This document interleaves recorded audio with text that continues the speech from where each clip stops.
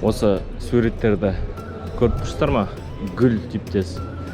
Кейбіреулерін тіпті Катар елінен алдырған екен. Әрқайсысын әртүрлі елдерден әкелген екен.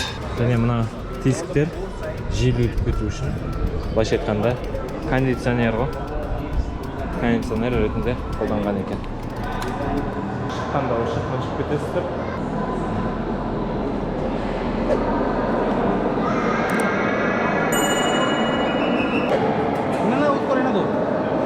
Бәрі аяқ киім шешіктізіп жатыр.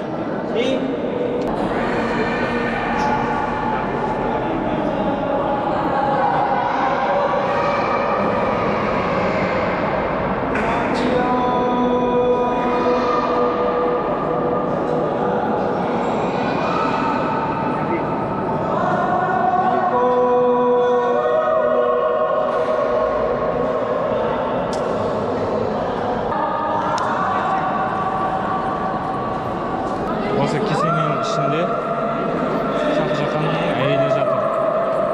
Және Шахжахан өлгеннен кейін артынан осы жерге оны да әкеліп жатқызған екен. Мына сыртындағы мармарлардың тастарға цветті жақса, басқа цветке боялады екен.